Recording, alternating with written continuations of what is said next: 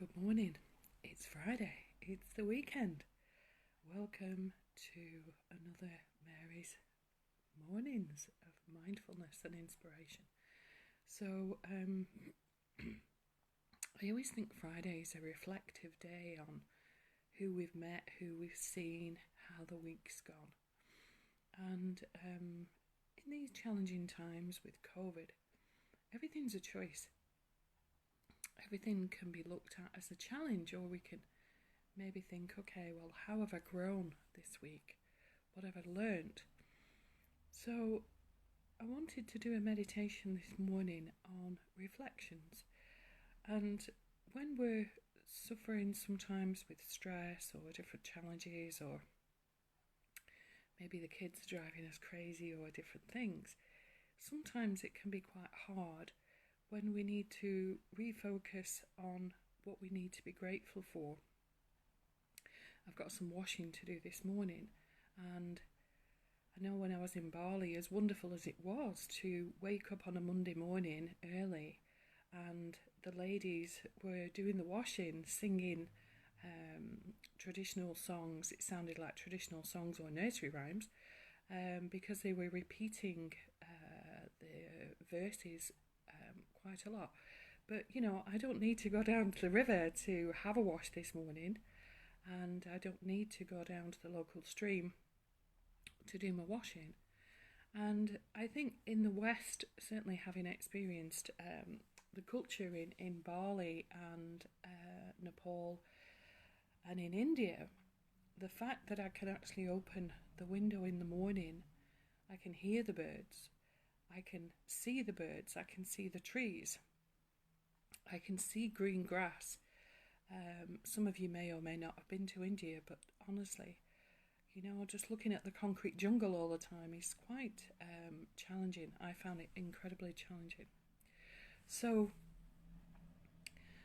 being able to look over the greenery is really something, and of course the benefit of not having to check mosquito bites or be able to go to bed and you can't hear them buzzing in your ear is really quite something as well. So gratitude is very, very important, and for many of you that understand the energies, understand law of attraction and positive mental attitude, if we put appreciation out to the universe, then of course the universe is going to give us more to appreciate. If we start being negative, then simply, in the most simple terms, the universe is going to give us more things to be negative about. If we start whinging, then the universe gives us more to whinge about. And of course, with law of attraction, when we're whinging, then it may be that people start whinging about us. If we put gossip out to the universe, then people begin to gossip about us, just as we are gossiping about other people. And excuse me, whether you want to believe in law of attraction or whether you want to ignore it, it's simple quantum physics.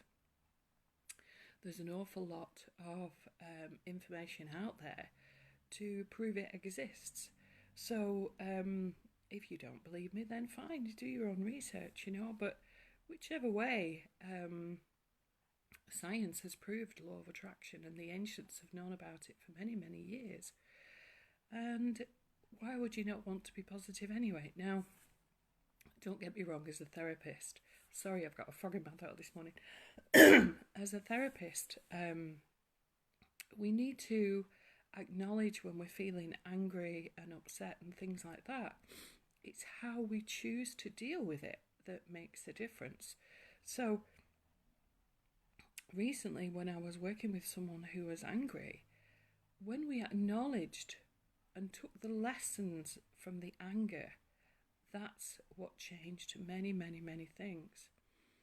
And everything we learn is about appreciation in the end, because yesterday I had a good day, but I felt at one point just a little bit flat. I felt I was tired, and I'd forgotten it was a supermoon, and usually I am affected by the moon anyway. I usually do feel tired. But of course, when we have a day like that where we feel just a little bit flat, then like today, I feel on top of the world again, so I appreciate today a lot more. So appreciation is really profound in our learnings, taking the lessons from when we feel that life isn't fair, or when we feel someone's upset us, you know. I was working with a family the other day with an autistic little boy, and I said to the mum, "What have you learnt from him?" She said, "I've learnt patience, I've learnt tolerance, I've learnt not to be as judgmental." And this little boy is beautiful. I mean, to me, all children are beautiful. And it was such a joy to be able to work. And of course, I can't promise that I'm going to make a difference to this family. All I can do is give the usual 200 or 300%, which is what I do in any given situation. And I have had success with autistic children in the past. But, you know, sometimes people just want to be heard, they just want to be supported. But when we begin to take the lessons of our lives, we begin to understand what life is all about, and we begin to reflect, ponder, and because we have appreciation, then we tend to have appreciation for other people as well. And certainly the lady of this autistic little boy has learnt appreciation. She's learnt more tolerance, to be less judgmental, to be more patient. And I think for any child with special needs or anyone with a disability, I think if we choose to have appreciation sometimes for our own health, you know, for me, I'm working later this morning, but once I've done this, of course, I can have a shower, have breakfast, and the appreciation simply that, you know, there's food in the cupboards, and I can have my favourite breakfast, avocado on toast. It's the simple things in life that matter. And when we can appreciate the simple things, to me, everything else is a real bonus. I spoke to a friend many years ago, and he said, if you look after the big things, the small things take care of themselves. And I really sensed, and I did say to him, that I really personally disagree. To me, the little things are the big things. If somebody gives you a smile, if somebody gives you a hug, if somebody opens a door for you, if somebody acknowledges you, if somebody can sit with you when you're in pain, if somebody can sit with you and actually be genuinely happy for you when something good happens to you. And, you know, how many people in truth can really, really do that? So when you're ready, we're going to go into meditation. Get yourselves comfortable. And some of you may be more experienced at meditating than others. And what meditation does, it does many, many, many things. It lowers the blood pressure. Meditation has been known to heal people incredibly quickly of many types of illnesses. People have shrunk tumours. Many of you may or may not have heard of Betty Shine. She wrote many, many books. She was a famous healer, a natural healer. And she used to work with children, getting them to shrink tumours, working with pain management. She was quite a woman, actually. And her books are so, excuse me, there's that frog again. Her books are so easy to read. So I'm going to do the meditation on appreciation. So I just quietly meditated on the trees before, said a prayer in my own way, and I've written my appreciation and gratitude list this morning. This is how I normally start the day. I'm not saying you must do that. What I'm saying is this is right for me, and we all find our own way in our own time. So when you're ready, just close your eyes. When you're ready, just take a deep breath. When you're ready, just wriggle your feet. And just allow yourself to go into that quiet space within. So many of the spiritual teachers will tell you to go within or go without. We have all our answers within. Many of you have had psychic readings with me. I don't use tarot cards. I just listen to what your soul, what your DNA is telling me. And then obviously I share it with you. So just go within and imagine that your heart is a beautiful flower. And just think of the experiences you've had in life. Maybe even something that you experienced this week or last week. A dear friend of mine recently lost someone very close to her. And I said, well, what did you learn from that person? It really is about celebrating what you shared. Isn't it sad when we lose someone and we didn't really know them, we didn't make that time to get to know them? Many of you are aware that at the end of April, a very dear friend of mine passed away.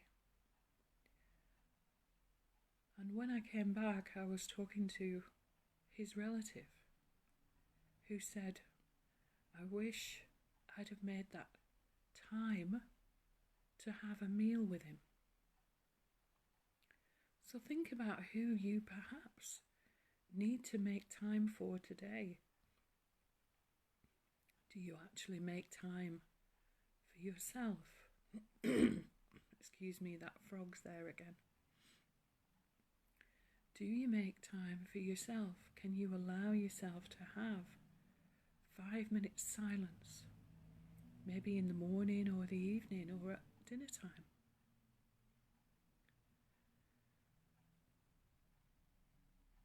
And whatever you believe in, whether it's God or the universe or nothing, whether you worship Mother Earth or whether you're just simply a connected person, we don't have to have a religious title, for goodness sake. Many of you know I'm very spiritual, but I'm certainly and never have been a religious person.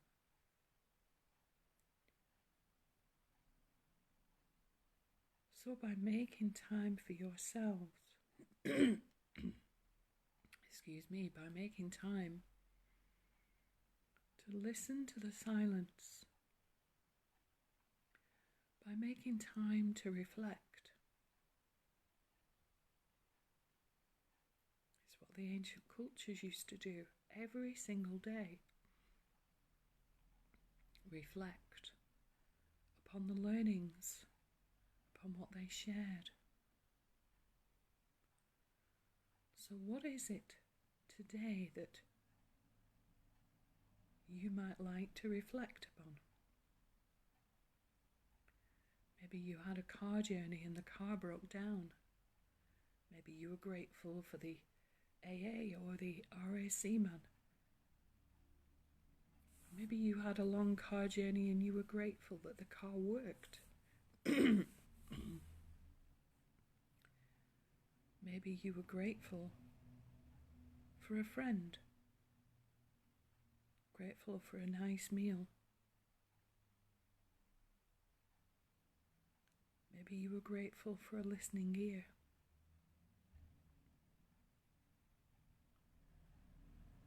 Maybe you were grateful for a beautiful walk under the trees.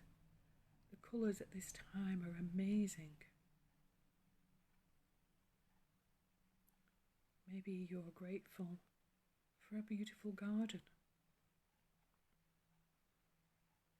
for a friendly smile.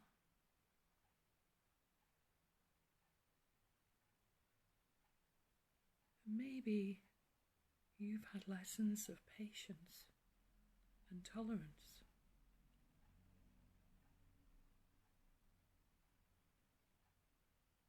Maybe you've had people who've challenged you in every single way. Maybe there's been days when children or grandchildren have challenged you to distraction.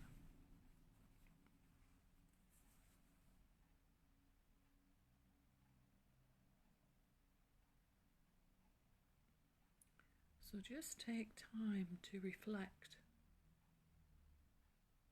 on what it is that you've learned through life. When we begin to understand our life lessons, life becomes so much easier. And often that takes us on a journey of acceptance. And of course, the more we can accept ourselves, the more we can accept others. And the more we accept others, the more they naturally will accept ourselves. Everything is energy. Think of how contagious a smile becomes, spreading that smile to many, many people.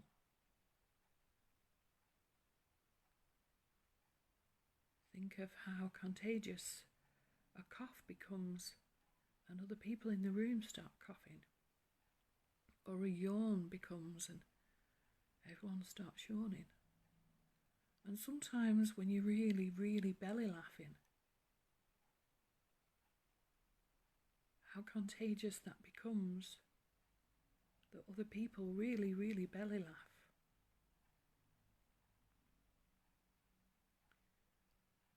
And a big question to ask yourself is, when did you really belly laugh?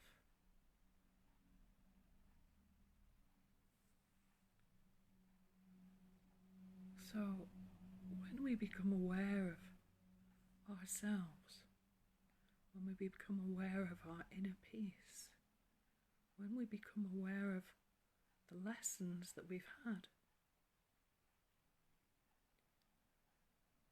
we can see what the soul has learnt so far.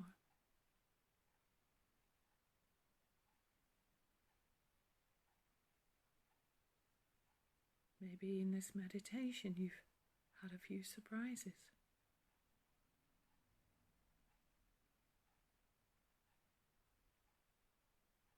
For me, in this lifetime, I've learnt many things. I've learnt that even now when my mum fusses me, it's because of love. I've learnt more tolerance. I've learnt so much from all of the 4 children that I have, all the 4 different personalities. I've learnt trust and I've learnt mistrust. I've learnt patience, tolerance. I've had the honour of sharing much wisdom with many of the high priests and my teacher and father in Bali. I've learnt to be more accepting of different cultures, different traditions. I've learnt through the clients I've worked with about vulnerabilities that I haven't experienced myself. I've learnt from them how they've managed to cope with anger and betrayal.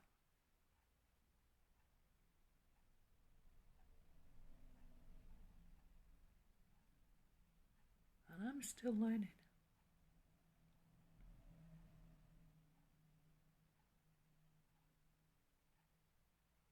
I've learned the power of friendships. Many of you have welcomed me back to England with open arms. And I've learnt that distance knows no barriers. I still feel my teacher and the holy men in Bali with me many days. My friend Daniel in Geneva, when I speak to him, I still feel that I'm connected to the lake, the Jador and the forest. to the old town, to the cathedral, to the laughter we shared, the ice cream. I miss all my friends in France and Geneva. But I can choose to connect to them. I miss my friends in Bali, but I can consciously choose to connect to them. I miss my daughter-in-law Rachel in Canada very much, but again I can choose to connect and wish her well. My dear son Matthew is in New Zealand and has now been there for 5 years. And although I miss him every day, I choose to do that with loving kindness, with grace and with appreciation. Our children are only borrowed to us for a short time. We never own them, and we should never try to own them. Everybody who comes into our life, whether it's for a reason, a season, or a lifetime, should be appreciated for what they bring to us.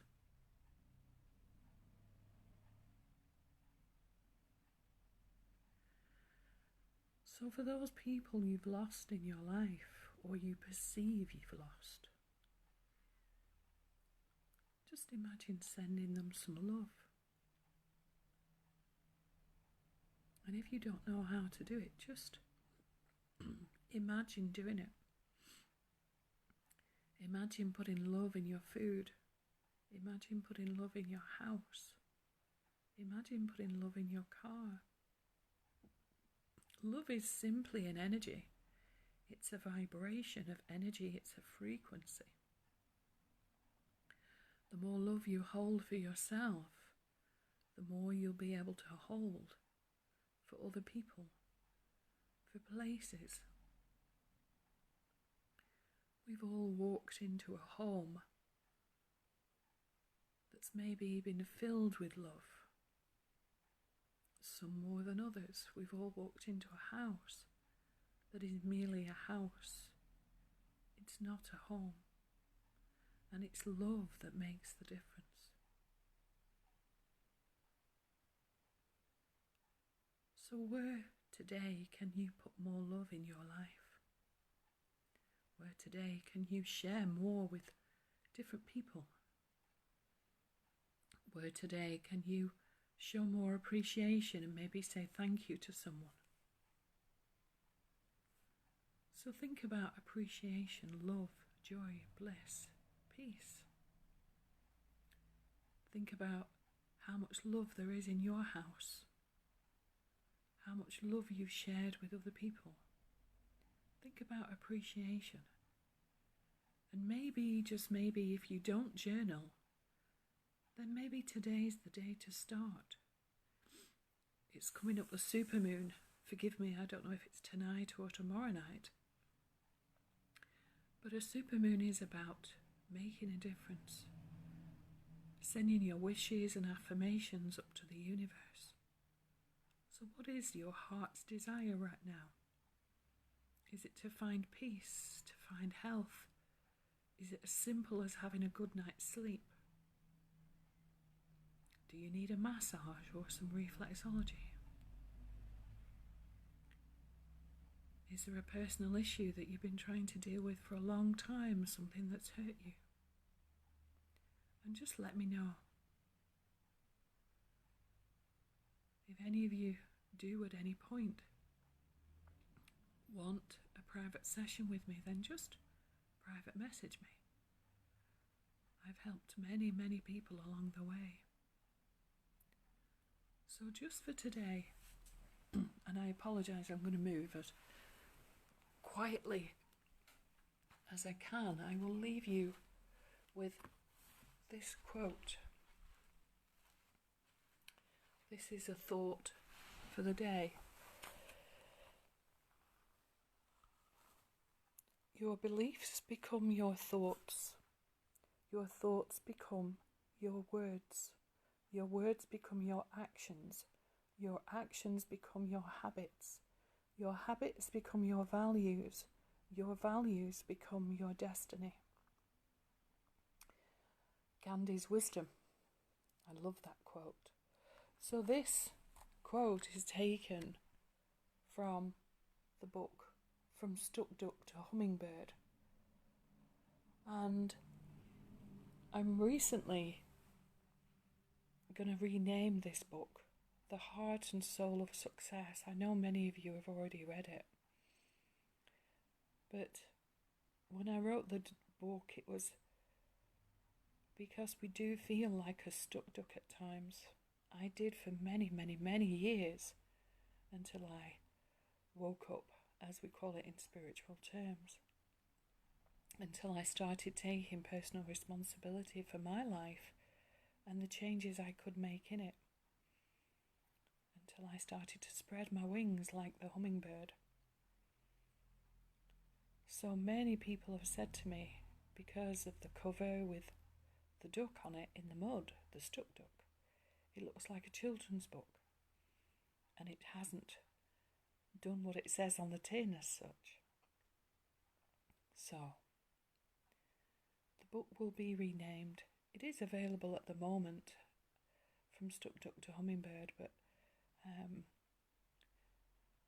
speaking with some very close friends to me, I think the title, The Heart and Soul of Success, obviously with a different cover on, is going to do what it does say on the tin. So I hope that quote's inspired you. I hope maybe that thinking about the life lessons you've learned has inspired you too. I hope you've enjoyed the meditation, and for those of you that have recently joined us, you can look back at this meditation as well. So whatever you choose to do today, I hope you really enjoy today. I hope you have a wonderful weekend. I hope you take care of yourselves, eating healthy, drinking healthy, staying as positive as you can, but equally do acknowledge when you feel sad, when you feel flat, if you're feeling angry about something. And even if you're punching a cushion or punching the air, even if you start taking boxing lessons, you know, we don't have to have the British stiff upper lip all the time. It generally doesn't serve us, to be honest. We just, in our culture, have suppressed and repressed far too much.